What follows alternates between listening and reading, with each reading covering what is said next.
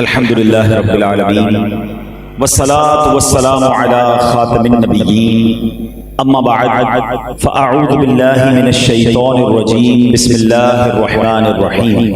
پڑھیے الصلاة والسلام علیک یا رسول اللہ وعلی آلک واصحابک یا حبیب اللہ. الصلاة والسلام علیک یا نبی اللہ وعلی آلک واصحابک یا نور اللہ.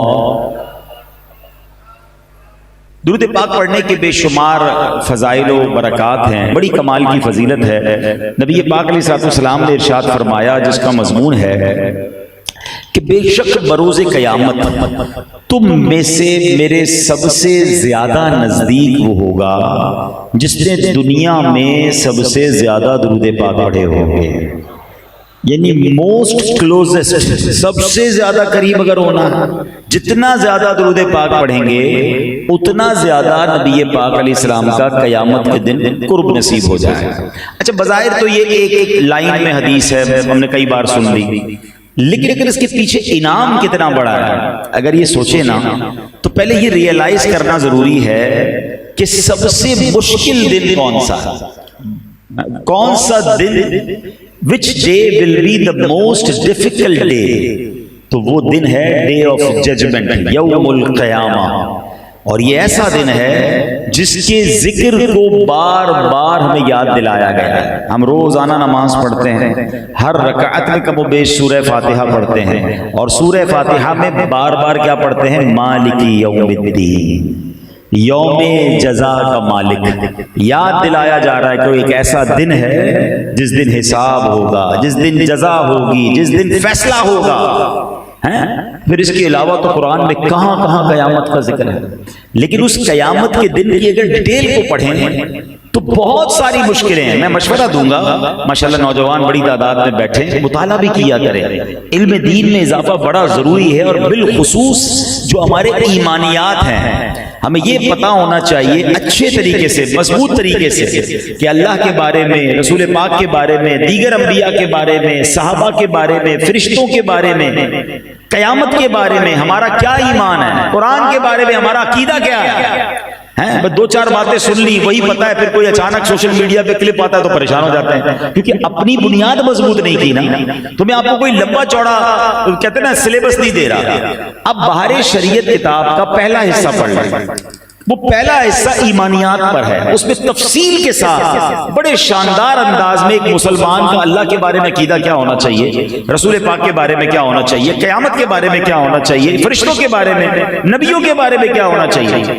اب اس میں جو قیامت کا باب ہے نا، آپ پڑھیں تو جس کو کہتے ہیں رونگٹے کھڑے ہو جاتے ہیں. صدر الشریعہ نے، مفتی امجد علی اعظمی صاحب نے اس ڈیٹیل میں قیامت کو بیان کیا ہے حدیثوں کے ذریعے، قرآن کے ذریعے کہ اسٹیپ بائی اسٹیپ کیا کیا ہوگا. تو وہ لکھتے ہیں کہ قیامت کے دن کوئی ایک مشکل ہو تو بیان کی جائے. سورج 1 میل پر ہوگا، زمین تانبے کی ہوگی، لوگ اپنے پسینے میں ڈبکیاں کھا رہے ہوں گے. یہی ایک سزا کافی ہے نا. یعنی اگر آپ کو اور مجھے جون جولائی کی گرمی میں کوئی کہے 1 گھنٹہ کھڑے ہو جاؤ 12 بجے دوپہر، ہم سے 5-10 منٹ بعد ہماری بس ہو جاتی ہے.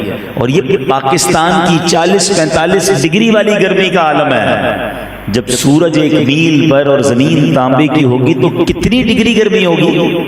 انبیئریبل، سوچ بھی نہیں سکتے ہم. اور کوئی 10-15 منٹ کے لیے نہیں، کوئی 10-12 گھنٹے کے لیے نہیں، 50,000 سال کا دن ہوگا. اس گرمی کی سزا ہی کافی تھی، یہی مشکل کافی تھی. مگر صدر الشریعہ لکھتے ہیں کوئی ایک تکلیف ہو تو بیان کی جائے.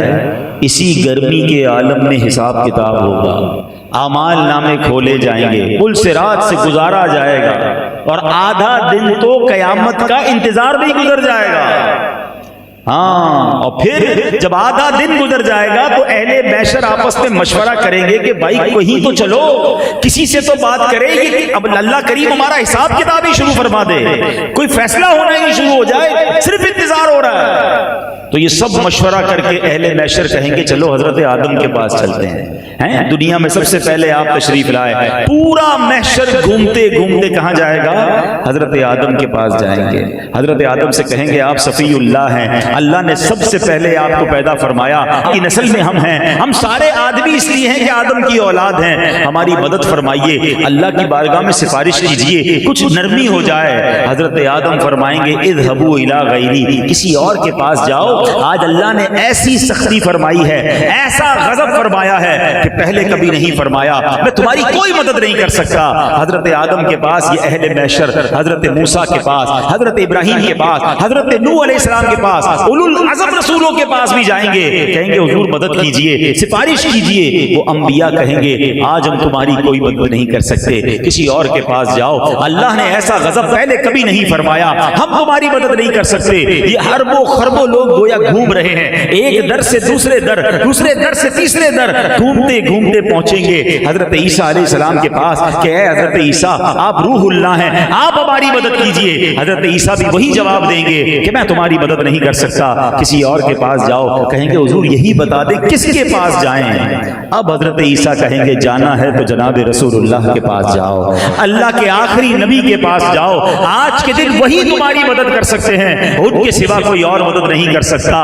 اب یہ سارا محشر گھومتے گھومتے جناب رسول اللہ صلی اللہ علیہ وسلم کی بارگاہ میں جائیں گے۔ سارے نبیوں نے کہا ہوگا اذهبوا الی غیری، کسی اور کے پاس جاؤ، اللہ اکبر، مگر اللہ کے آخری نبی جناب رحمت للعالمین ارے ایسے ہی نہیں نبی پاک سے پیار کرتے، وہ قیامت کے دن بھی فرمائیں گے، وہ یہ نہ فرمائیں گے اذهبوا الی غیری، آقا فرمائیں گے انا لہا انا صاحبکم، فرماتے آ جاؤ میرے غلاموں، آج کے دن کے لیے میں تمہارے لیے موجود ہوں۔ اور پھر نبی پاک اللہ کی بارگاہ میں سجدہ کریں گے، اور یہ طویل سجدہ ہوگا، اللہ کے نبی اپنی امت کے لیے آنسو بہائیں گے، اللہ اکبر، میرے آقا سجدے میں ہوں گے، اللہ کا اپنے حبیب سے پیار دیکھو، ارشاد ہوگا ارفع راسک، اے محمد صلی اللہ علیہ وسلم اپنا سر اٹھائیے، مانگیے عطا کیا جائے گا، شفاعت کیجئے شفاعت پوری ہوگی، اور اس کے بعد میرے آقا گناہگاروں کو جہنم سے نکال کر جنت میں داخل فرمائیں گے اور شفاعت کر کر کے بخشش کروائیں گے۔ یہ ساری بات سننے کے بعد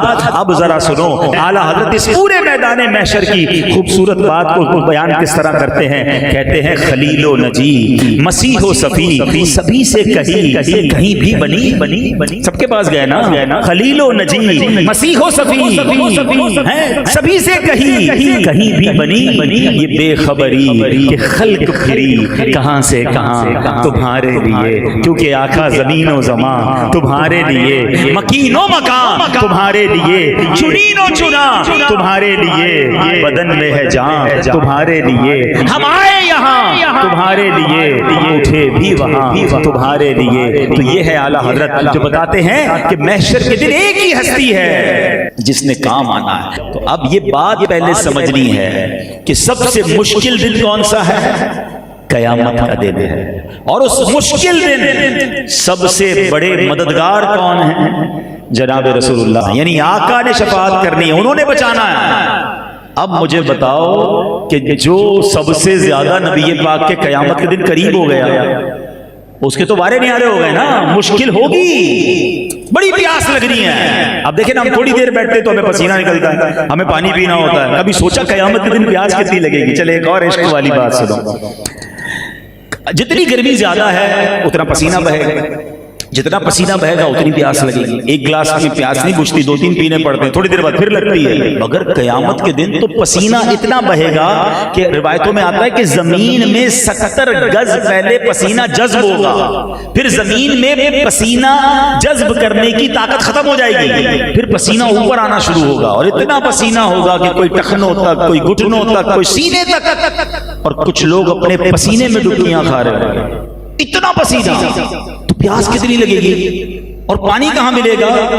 تو فرمایا ایک ہی پانی کی سورس ہوگی، اور وہ ہے حوض کوثر، جو ہمارے آقا علیہ السلام کو عطا کیا گیا۔ آپ ساقی کوثر بھی ہیں، آپ صاحب کوثر بھی ہیں۔ انا اعطیناک الکوثر، اللہ نے ساری کثرت اپنے حبیب کو عطا فرمائی ہے، لیکن کوثر پر بھی اربوں لوگ جب جائیں گے، بڑی مشکل سے اگر کسی کی باری آ بھی گئی، ایک بار پانی پی لیا، دوبارہ پیاس لگی، پھر کیا لائن میں لگنا پڑے گا، پھر کیا کوشش کرنی پڑے گی؟ اللہ اکبر۔ جمعے کے خطبے میں آپ نے یہ شاندار الفاظ سنے ہوں گے، شربتن ہنیئتم مریئا، فرمایا حوض کوثر ایک ایسا حوض ہے، یہ اتنا کمال کا پانی ہے، ایک بار کوئی پی لے گا اسے پھر پیاس ہی نہیں لگے گی، لیکن اتنے اربوں لوگوں میں میری باری کب آئے گی؟ مگر جو نبی پاک کے قریب ہو جائے گا قیامت کے دن، پھر اس کے ساتھ کیا ہوگا؟ سنو میرے رضا کیا لکھتے ہیں، لکھتے ہیں ٹھنڈا ٹھنڈا میٹھا میٹھا، ٹھنڈا ٹھنڈا میٹھا میٹھا پیتے ہم ہیں، پلاتے ہیں صلی اللہ، درود پاک پڑھتے رہیں صلی اللہ علیہ۔ ہر درود پر یہ سوچا کرو کہ ہر درود پر ایک قدم میں قیامت کے دن نبی پاک کے قریب ہو رہا ہوں، پھر درود چھوڑنے کا جی نہیں چاہے گا۔ صلی اللہ علیہ وسلم صلی اللہ۔ اچھا صرف پیاس کا معاملہ تو نہیں ہے نا، اس دن تو نامہ اعمال کھلیں گے، ہم کو تو پتہ ہے ہمارے نامہ اعمال میں کتنے گناہ ہیں، کتنے عیب ہیں، سب کو پتہ چل جائیں گے، یہ سارے دوستوں کو، سارے رشتہ داروں کو، وہ لوگ جو ہماری عزت کرتے ہیں انہیں بھی پتہ چل جائے گا۔ اگر میرے آقا کی شان دیکھو کہ اس مشکل میں میرے آقا کا کردار کیا ہوگا، پوچھو میرے رضا سے۔ وہ کہتے ہیں اپنی بنی ہم آپ بگاڑے، اپنی بنی ہم آپ بگاڑے، کون بنائے بناتے یہ ہے صلی اللہ۔ جب عیب کھلیں گے تو رنگے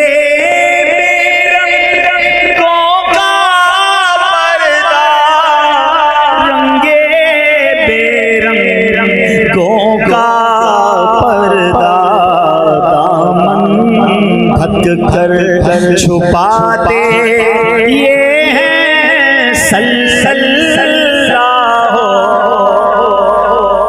اب اعمال تولے جائیں، آج آپ نے دیکھا ہوگا نا ترازو میں سامان تولا جاتا ہے، قیامت کے دن اعمال تولے جائیں گے، اور جس کی نیکیاں زیادہ ہوئی وہ تو گیا جنت میں۔ قرآن کہتا ہے نا فَأَمَّا مَنْ ثَقُلَتْ مَوَازِينُهُ فَهُوَ فِي عِيشَةٍ رَاضِيَةٍ، جس کی تولے بھاری ہو گئی نیکیوں کی وہ تو من مانتے چین میں جنت میں ہوگا۔ وَأَمَّا مَنْ خَفَّتْ مَوَازِينُهُ، جس کی نیکیوں کی تولے ہلکی پڑ گئیں، ترازو ہلکا ہو گیا، نیکی کم، فَأُمُّهُ هَاوِيَةٌ وَمَا أَدْرَاكَ مَا هِيَ نَارٌ حَامِيَةٌ، قرآن کہتا ہے وہ تو بھڑکتی آگ میں جائے گا۔ ہمیں تو پہلے ہی پتہ ہے ہمارے گناہ زیادہ ہیں، نیکیاں کم ہیں، تو پھر ہمارا کیا ہوگا؟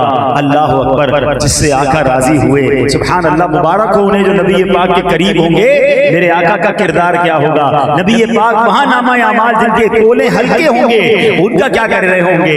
اعلیٰ حضرت لکھتے ہیں اپنے بھرم سے ہم ہلکوں کا، اپنے بھرم سے ہم ہلکوں کا اللہ بھاری بناتے یہ ہے صلی اللہ۔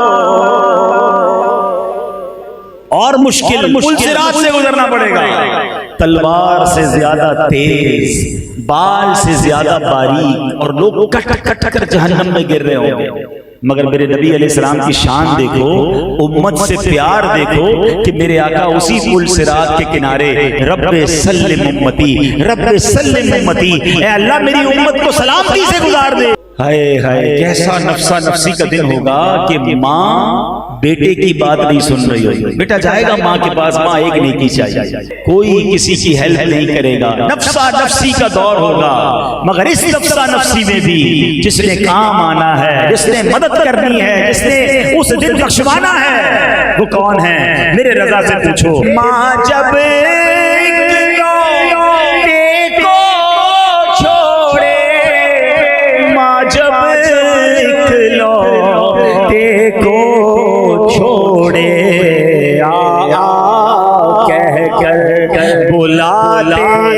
یہ ہے صلی اللہ، اور باپ جہاں بیٹے سے بھاگے، باپ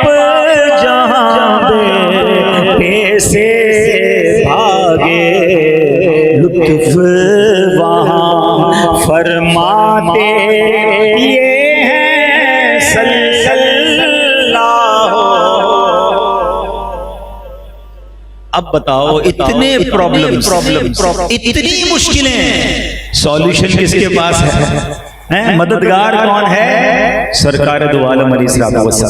اور جس نے سب سے زیادہ درود پڑھے وہ کہاں ہو جائے گا؟ آقا کے اتنا قریب ہو جائے گا. اب آپ سوچیں درود پاک کیسی کمال کی چیز ہے. موبائل فون پر گھنٹوں گزار دیتے ہیں، ذرا مل کر پڑھیں صلی اللہ علی محمد. ایک اور ایمان افروز بات بتا دیتا کہ نبی پاک جس دن ہجرت کر کے مدینے میں داخل ہوئے تھے نا، جب پورے اہل مدینہ نے شاندار استقبال کیا تھا، وہ دن بھی 12 ربیع الاول کا دن تھا. ہاں، یہ اللہ کی شان دیکھو کہ میرے آقا کی ولادت بھی 12 ربیع الاول کو ہوئی اور نبی پاک کی مدینے میں آمد بھی 12 ربیع الاول کو ہوئی ہے. تو یوں کہا جا سکتا ہے کہ 12 ربیع الاول ہجرت کی بھی سالگرہ ہے اور نبی پاک کی بھی ولادت کا دن ہے. اور سبحان اللہ، اللہ تعالیٰ کی کہتے ہیں اللہ کے رازوں میں سے راز ہوتے ہیں. کچھ لوگ کہتے ہیں یار یہ نبی پاک کی آمد پر جو تم جلوس نکالتے ہو، جو یہ نعتیں پڑھتے ہو، جو یہ نعرے لگاتے ہو، جو یہ پرچم لہراتے ہو، اس کی دلیل کہاں ہے؟ کیا کبھی صحابہ کرام نے بھی ایسا کیا؟ ویسے تو ہر چیز کا جواب بڑا آسان ہے. یہ آئندہ کے لیے جواب سن لو، کیونکہ ابھی ان لوگوں کو پرابلم ہونا شروع ہو گئی ہوگی یا ہونے والی ہوگی. تو یہ جو اس طرح کے آپ سے سوال کیا کریں نا کہ نعتیں کیوں پڑھتے ہو، نعرے کیوں لگاتے ہو، جناب نیاز کیوں کرتے ہو، نعت خوانی کیوں کرتے ہو، تو ہمارے پاس سارے ریفرنس موجود ہیں. لیکن سب سے پہلا ہر چیز کا جواب یہ ہوتا ہے کہ یہ بتائیے کہ یہ چیز کہاں ناجائز لکھی ہے. ہمیشہ یاد رکھیں میرے بچوں، جب بھی آپ سے کوئی سوال کرے کہ بھائی آپ یہ جو کام کرتے ہیں یہ کہاں لکھا ہے، آپ کہیں شریعت نے جائز کاموں کی نہیں ناجائز کاموں کی لسٹ دی ہے. جو کام نہیں کرنے شریعت نے وہ بتایا ہے. انگریزی میں کہوں تو انڈوز کی لسٹ دی ہے، ڈوز کی لسٹ نہیں دی. جو کرنا ہے اس کی لسٹ نہیں ہوتی ہے. آپ بتائیں اگر آپ کی یہ خزانہ العرفان والی روڈ ہے، اس پر نو انٹری کا بورڈ لگا ہوگا تو آپ کیا کریں گے؟ آپ داخل نہیں ہو سکتے. کیا پورے کراچی کی روڈوں پہ یہ لکھا ہوا ہے کہ یہاں انٹری دے سکتے ہیں؟ نہیں. نو انٹری کا بورڈ لگا دیتے ہیں کہ بھائی جن سڑکوں پر نو انٹری وہاں نہیں جانا، باقی تمام سڑکوں پہ جانا اوکے ہے، اجازت ہے. سمجھ آ رہی ہے؟ دنیا میں بھی ایسا ہوتا ہے. ان کو پتہ نہیں کیا پرابلم ہے کہ بتاؤ کہاں لکھا ہے. ہمارا سوال یہ بتاؤ کہاں لکھا ہے کہ نہیں کر سکتے ہیں. اگر نہیں کر سکتے کا ثابت نہیں ہے تو اس کا مطلب یہ سارے کام کرنا جائز. الحمدللہ. اب آؤ سبحان اللہ، دلیل چاہیے نا. آؤ 12 ربیع الاول کا دن ہے، اٹھاؤ سیرت کی کتابیں. میرے آقا مکے سے مدینے میں داخل ہو رہے ہیں، اور جب داخل ہو رہے ہیں تو مدینے والوں نے کیا کیا؟ مدینے کے لوگ سڑکوں پر نکل آئے، بچیوں نے شاندار نغمے پڑھنا شروع کر دیے. وہ نعت آج بھی دنیا بھر میں گنگنائی جاتی ہے. اور وہ کیا نعت ہے؟ آؤ ذرا مل کے وہ شعر بھی پڑھ لیں. طلع البدر علینا من ثنیات الوداع وجب الشکر علینا ما دعا للہ داع. تو یہ کیا کہہ رہی ہے؟ طلع البدر علینا، ہم پر ایک 14ویں کا چاند طلوع ہو گیا ہے. کہاں؟ صدیۃ الوداع کی گھاٹی میں. اور ہم پر واجب ہے کہ ہم اللہ کا شکر ادا کریں صبح قیامت تک اس نعمت کا. اللہ اکبر. یہ نعتیں پڑھ رہی ہیں بچیاں. اب صحابہ کرام نے کیا کیا؟ اپنے امامے اتارے اور اس کو نیزوں پہ بلند کر کے اسے پرچم بنا لیا. اور سبحان اللہ، میرے آقا صحابہ کے جھرمٹ میں جلوس کی صورت میں مدینے میں داخل ہو رہے ہیں. جلوس کا ثبوت بھی موجود ہے، جھنڈے کا ثبوت بھی ہو گیا، نعت کا ثبوت بھی ہو گیا. نعروں کا ثبوت چاہیے. پڑھیے سیرت کی کتابیں. اہل مدینہ نعرے لگا رہے ہیں، مرحبا یا رسول اللہ، مرحبا یا محمد صلی اللہ علیہ وسلم. ہر طرف سے مرحبا کی صدائیں ہیں. اللہ اکبر. اور دن کون سا تھا؟ دن کون سا تھا؟ 12 ربیع الاول کو یہ سب کیا سرکار علیہ السلام کی موجودگی میں ہوا. اور سبحان اللہ کس لیے ہوا؟ نبی پاک کی آمد کی خوشی میں ہوا. تو سبحان اللہ یہ عاشقوں کا نصیب ہے. جو اہل مکہ تھے وہ پریشان تھے، وہ رو رہے تھے کہ یہ کیا ہو گیا، یہ کیسے مدینے پہنچ گئے. اور یہ مدینے والے اتنے خوش کیوں ہو رہے ہیں؟ آج بھی کچھ لوگوں کو ربیع الاول پر تکلیف ہوتی ہے تو ہوتی رہے. میرے رضا نے یہ بات سمجھا دی ہے کہ رہے گا یوں ہی ان کا چرچا رہے گا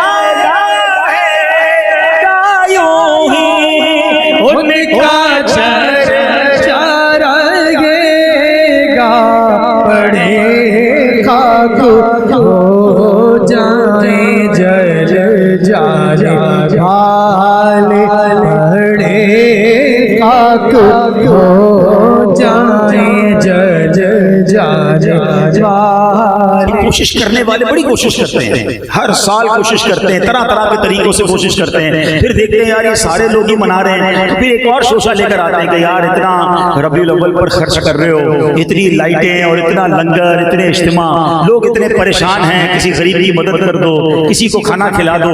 یہ میلاد منانے والے غریبوں کی مدد کرتے بھی نظر آئیں گے اور انشاءاللہ غریبوں کی مدد بھی کریں گے اور میلاد بھی منائیں گے انشاءاللہ. ہاں تو یہ وہ کام بھی ضروری ہے, مگر یہ کام نہیں چھوڑیں گے. کیوں کہ جب تلک یہ چاند تارے جھلملاتے جائیں گے, تب تلک جشن ولادت ہم مناتے جائیں گے.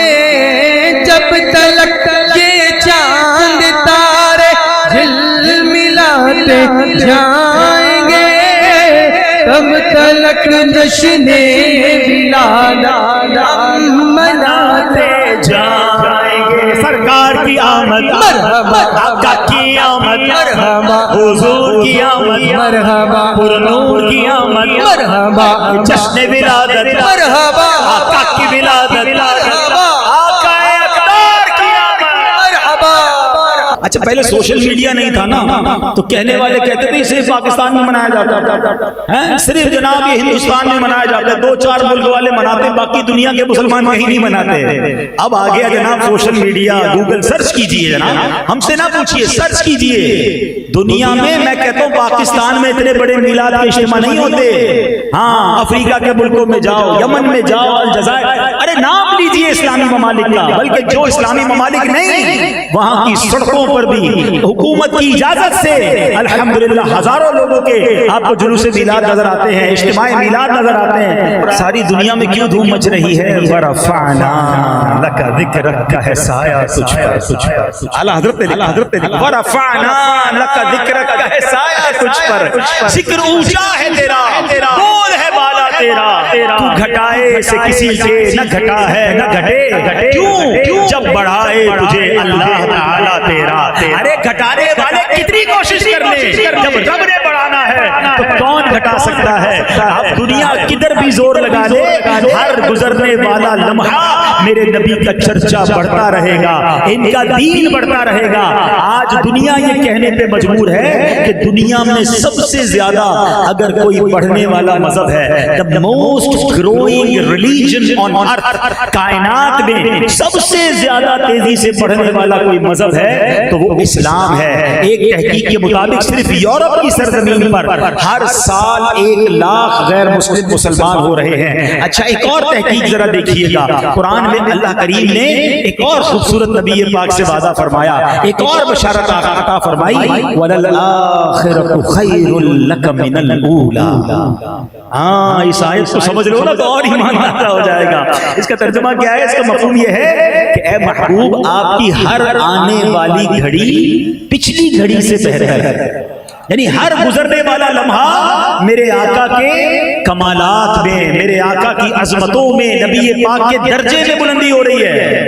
جب نبی پاک نے حجۃ الوداع کے موقع پر میرے آقا نے خطبہ ارشاد فرمایا تھا, کتنے صحابہ تھے؟ 1,24,000. دیکھیں سب پتا ہونا چاہیے نا بچوں, اتنا تو پڑھیں. آخری جو خطبہ تھا حج کے موقع پر عرفات کے میدان میں کتنے صحابہ تھے؟ 1,24,000. آج کتنے مسلمان بتایا جاتا ہے 2.6 ارب, 260 کروڑ مسلمان ہیں. ایک تحقیق کے مطابق ہر چوتھا بندہ دنیا میں مسلمان ہے. تو 1,24,000 سے یہاں تک پہنچا نا سفر, 21 لاکھ گنا ملٹیپلائی ہو گیا, ملٹیپلائی بائی 21 لاکھ, 21 لاکھ فیصد اضافہ ہو گیا اسلام میں. اس وقت 1,24,000 میرے آقا کو ماننے والے, کلمہ پڑھنے والے تھے. بے شک صحابہ کے رتبے پر تو ساری دنیا کا کوئی مسلمان سب مل کر بھی نہیں پہنچ سکتے. میں سمجھانے کے لیے کہہ رہا ہوں 1,24,000 تھے اور آج 2,60 کروڑ مسلمان دنیا میں پائے جاتے ہیں. ٹھیک ہے, کیسا اضافہ ہو رہا ہے؟ کیسے مرتبے بڑھ رہے ہیں، ہر گزرنے والا دن لمحہ بڑھ رہا ہے نا. اچھا یہ تو مسلمانوں کی تعداد بڑی ہے، آپ کے غلاموں کی تعداد بڑی ہے. اب بتاؤ میرے آقا جب دنیا میں ظاہری طور پر جلوہ کرتے تو کمالات کا عالم کیا تھا کہ اشارے سے چاند چیر دیا، چھپے ہوئے خود کو پھیر دیا، گئے ہوئے دن کو اثر کیا. یہ تاب و تواں تمہارے لیے اللہ نے کمال کیسا دیا، اشارہ فرماتے چاند کے ٹکڑے ہو جاتے، دعا کرتے سورج واپس آ جاتا تھا. میرے آقا وہ ہیں کہ نبی پاک علیہ السلام کی رضا کے لیے مسلمانوں کا قبلہ جو ہے وہ بیت المقدس سے کعبہ کر دیا جاتا ہے. اللہ قرآن میں فرماتا ہے فَلَنُوَلِّيَنَّكَ قِبْلَةً تَرْضَاهَا، اے محبوب ان قریب پھیر دیں گے اس قبلے کی طرف جس میں تیری رضا ہے. اللہ اکبر.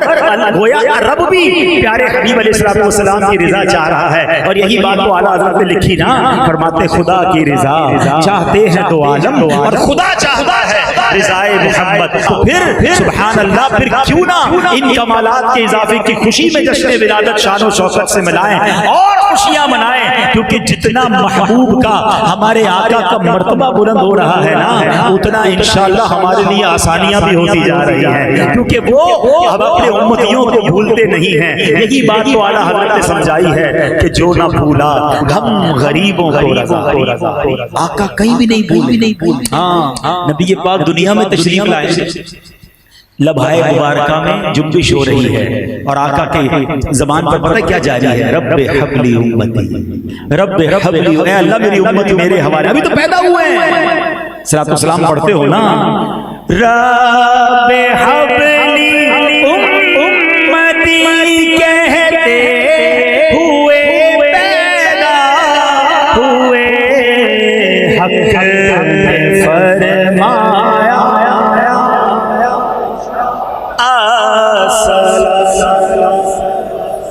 پیدا ہوتے وقت ہمیں یاد.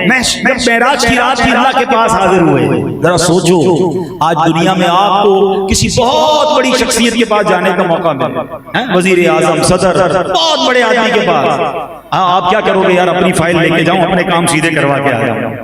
آپ کائنات بنانے والے رب کی بارگاہ میں حاضر ہوئے ہیں، اپنے خالق و مالک کی بارگاہ میں حاضر ہوئے، مگر وہاں جا کر بھی ہم گناہ گاروں کو نہ بھولے. ہماری سفارش کی، ہمارے لیے اللہ کی بارگاہ میں عرض کی. اور پھر جب دنیا سے ظاہری پردہ فرمانے کا وقت آیا، قبر انور میں اتارا جا رہا تھا، تو اس وقت بھی جب نبی پاک کو قبر میں اتارا گیا تو ایک صحابی نے دیکھا وہ ڈل رہے ہیں، تو آقا فرما رہے تھے امتی امتی امتی امتی، اے امتیوں تمہارے نبی تو تمہیں کبھی نہیں بھولے. بلکہ ایک اور عشق والی بات بتاؤں، ہاں درجے بلند بھی ہو رہے ہیں اور امتی کو یاد بھی کیا جا رہا ہے. اعلیٰ حضرت امام اہل سنت لکھتے ہیں، جب بھی تو اعلیٰ حضرت سے پیار ہے یار، کمال کی باتیں لکھ گئے. اعلیٰ حضرت فرماتے ہیں میرے آقا آج بھی اپنی قبر میں امتی امتی پکار رہے ہیں. اور اعلیٰ حضرت اس کی دلیل پتہ کیا دیتے ہیں؟ فرماتے ہیں کبھی کبھی آپ کے ساتھ ایسا ہوتا ہے کہ ہمیں کوئی آواز سنائی دیتی ہے، ہماری میموری میں کہتے ہیں کان بج رہے ہیں، کوئی کہتا ہے یار مجھے کچھ آواز آئی ہے، کسی نے مجھے بلایا ہے. ہم کہتے ہیں نہیں کوئی آواز ہمیں نہیں آئی، لیکن ہمیں آتی ہے. کبھی کبھی زندگی میں ایک بار دو بار ایسا ہوتا ہے. اعلیٰ حضرت فرماتے ہیں جب تمہیں ایسا محسوس ہونا کہ تمہیں کسی نے آواز دی ہے، تمہارے کانوں سے کوئی آواز ٹکرائی ہے، تو جان لو یہ وہی امتی کی صدا ہے جو نبی پاک قبر میں لگا رہے ہیں، تمہاری روح سے ٹکرائی ہے. فوراً درود پاک پڑھو، اللہ اکبر، تو پتہ چلا میرے آقا آج بھی یاد فرما رہے ہیں. اب ایسے آقا ہوں تو پھر امتی کو کیا کرنا چاہیے؟ سچ بتاؤ، ایسے محسن آقا جو قیامت کے دن بھی نہیں بھولیں گے، جو زندگی میں حیات طیبہ بھی ہمیں نہ بھولے، آج قبر انور میں بھی یاد کر رہے ہیں. پھر ہمارا کام کیا ہونا چاہیے؟ اعلیٰ حضرت نے جھنجھوڑا ہے، کہتے جو نہ بھولا ہم غریبوں کو رضا، یاد اس کی اپنی عادت کیجیے. اعلیٰ حضرت فرماتے ہیں اے میرے بھائیوں تمہارے آقا تمہیں کبھی نہیں بھولے، تم بھی تو انہیں یاد کرو نا. تب یاد کیسے کرنا ہے؟ ان کا ذکر کرنا ہے، ان کا چرچا بلند کرنا ہے، ان کے دین کو آگے پھیلانا ہے، اور پھر اس کے ساتھ ساتھ ان کی سنتوں پر عمل بھی کرنا ہے. اچھا ان کے لیے تحفے بھی تو تیار کر رہے ہیں. دنیا میں کسی کا برتھ ڈے ہوتا ہے تو تحفہ دیتے ہیں نا، تو آپ نے نبی پاک کے لیے کیا تحفہ تیار کیا یہ سوچو. تو پیارے آقا علیہ السلام کو کیا پسند ہے؟ دنیا کا دستور ہے جس کو جو پسند ہو بندہ وہی دو، جس کو خوشبو پسند ہے اس کو خوشبو دیتے ہیں، جس کو کپڑے پسند ہے اس کو کپڑے دیتے ہیں، بندے کو پتہ چل جاتا ہے یار یہ میرا دوست ہے اس کو یہ بڑا پسند ہے، اور اچھی بات بھی ہے کہ جو پسند ہو وہ دینا چاہیے۔ تو نبی پاک کو کیا پسند ہے؟ میرے آقا کو پیارے آقا فرماتے ہیں جعلت قرۃ عینی فی الصلاۃ، نماز میں میری آنکھوں کی ٹھنڈک ہے۔ تو اب یہ نیت کر لیں کہ انشاءاللہ آج کے بعد کوئی نماز قضا نہیں ہوگی۔ ہے پیارے آقا کو عرض کر دو یا رسول اللہ 5 وقت کا نمازی بن کر میلاد مناؤں گا۔ اچھا پھر ایک اور چیز پیارے آقا فرماتے ہیں، ہم سب کہتے ہیں میں نبی پاک سے بڑی محبت تو ایمان کے لیے ضروری ہے، یعنی محبت رسول نہیں ہے تو پھر ایمان ہی نہیں ہے۔ اعلیٰ حضرت تو کتنی پیاری بات لکھتے ہیں، کہتے جان ہے عشق مصطفیٰ، روز فضو کرے خدا جس کو ہو درد کا مزہ، نازے دوا اٹھائے۔ کمال ہے اعلیٰ حضرت بھی، درد کا مزہ کب ہوتا ہے بھائی؟ درد ہو تو مزہ چلا جاتا ہے، جس کے پاس یا تو مزہ ہو یا درد ہو، دو چیزیں مل نہیں سکتی ہیں، مگر اعلیٰ حضرت بھی کمال ہے، کہتے عشق رسول کا درد وہ ہے جس کا مزہ ہی نرالا، اور یہ درد ایسا ہے جس کی دوا نہیں لینی ہے، یہ اور بڑھانا ہے۔ جان ہے عشق مصطفیٰ، روز فضو کرے خدا جس کو ہو درد کا مزہ، نازے دوا اٹھائے کیوں۔ جب کسی سے محبت ہوتی ہے نا تو سینے میں آگ لگ جاتی ہے، اس کی یاد تڑپاتی ہے، مگر پوچھو میرے رضا سے کہ دنیا والوں کی گندی محبت چھوڑ دو، محبت کرنی ہے تو نبی پاک سے سچی محبت کر لو، کیونکہ آگ تو لگے گی، سینے میں آگ ضرور لگے گی، اور اللہ کرے لگ بھی جائے، کیونکہ یہ آگ لگ گئی تو جہنم کی آگ سے بچا لے گی۔ میرے رضا کہتے ہیں عشق تیرے صدقے چلنے سے چھٹے سستے، اے عشق تیرے صدقے چلنے سے چھٹے سستے، آگ بجھا دے گی وہ آگ لگائی ہے، ارے یہ ایسی آگ ہے جو اس آگ کو بجھائے گی۔ تو اب عشق رسول کا دعویٰ تو ہے، مگر پتہ کیسے چلے کہ میں عاشق ہوں کہ نہیں؟ میں کہہ رہا ہوں عاشق ہوں نا، مزہ تو یہ ہے میرے آقا فرمائیں کہ ہاں یہ میرا عاشق ہے۔ یہی آرزو ہو جو سرخ رو ملے دو جہان کی آبرو، میں کہوں کہ غلام ہوں آپ کا، وہ کہیں کہ ہم کو قبول ہے۔ کمال تو یہ کہ آقا فرمائے نا۔ تو آؤ نبی پاک سے پوچھتے حضور کیسے پتہ چلے کہ ہم آپ کے عاشق ہیں؟ تو پیارے آقا نے ایک بڑا پیارا فارمولہ عطا فرمایا، فرماتے ہیں ومن احب سنتی فقط احبنی، جس نے میری سنت سے محبت کی اس نے مجھ سے محبت کی۔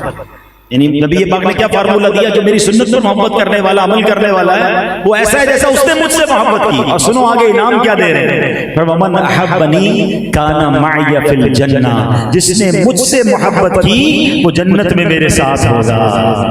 جانا ہے نا جنت میں، اور وہ بھی نبی پاک کے ساتھ جانا ہے انشاءاللہ۔ اللہ کی رحمت سے تو جنت ہی ملے گی، اللہ کی رحمت سے تو جنت ہی ملے گی، اللہ کی رحمت سے تو جنت ہی ملے گی، کاش محلے جگہ آقا کے ساتھ جنت میں جانا تو خود نبی پاک ہمارے کانا پائی اپنی جنت، یعنی فرمایا کہ وہ جو میری سنت پر عمل کرنے والا ہے وہ مجھ سے محبت کرنے والا ہے، اور جو مجھ سے محبت کرنے والا ہے وہ میرے ساتھ جنت میں ہوگا۔ اگر آقا کے ساتھ جنت میں جانا ہے تو سنت کو تھام لیں، تو اس بار میلاد سنت پر عمل کر کے منانا ہے۔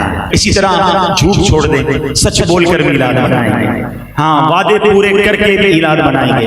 حرام کمانے والا میرا کوئی بھائی ہے تو توبہ کر لے کہ نہیں بس اب میں نے حلال کما کر میلاد منانا ہے۔ تو انشاءاللہ زندگی میں اس بار میلاد کچھ نئے انداز سے منانا ہے، گھر تو سجانا ہے، محلے بھی سجانے ہیں، مگر اپنا آپ بھی سجانا ہے۔ اور دیکھو یہ سارے تحفے ہماری طرف سے ہمارے آقا کے لیے ہوں، ہم تو غلام ہیں، غلام کیا تحفہ دے سکتے اپنی حیثیت کے مطابق، مگر ایک دنیا کا دستور یاد رکھنا، فقیر مسکین اپنی حیثیت کے مطابق تحفہ دیتا ہے، مگر بادشاہ جب اس کے بدلے تحفہ دیتا ہے نا تو وہ اپنی شان کے مطابق تحفہ دیتا ہے۔ ہاں، اور میرے نبی کی عطائیں پتہ ہے کیسی ہیں؟ آؤ یہ بھی بریلی کے تاجدار سے پوچھتے ہیں کہ اعلیٰ حضرت ہمیں بتائیے میرے آقا جب عطا فرماتے ہیں تو کیسا عطا فرماتے ہیں؟ تو سنو میرے رضا کیا کہتے ہیں، لکھتے ہیں میرے قریب سے قطرہ کسی نے مانگا، میرے قریب سے قطرہ کسی نے مانگا، مانگا کیا ہے؟ قطرہ، ملتا کیا ہے؟ دریا بہا دیے ہیں مدینے، دریا بہا دیے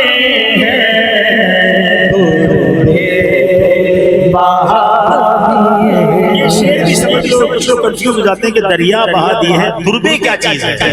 دریا تو قطرے کے بدلے ہو گیا نا، در یہ لفظ ہے فارسی کا، اس کے معنی ہے ہیرے، موتی، جواہرات، بے بہا یعنی پرائس لیس، ایسے قیمتی موتی عطا کرتے ہیں جس کی قیمت ہی نہیں ہوتی، اتنے کمال کے موتی ہیں۔ مانگا کیا ہے؟ قطرہ، صرف قطرہ نہیں دیا۔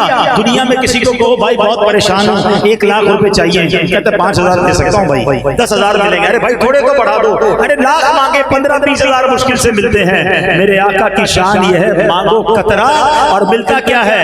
دریا بہا دیے ہیں، دریا بہا دیے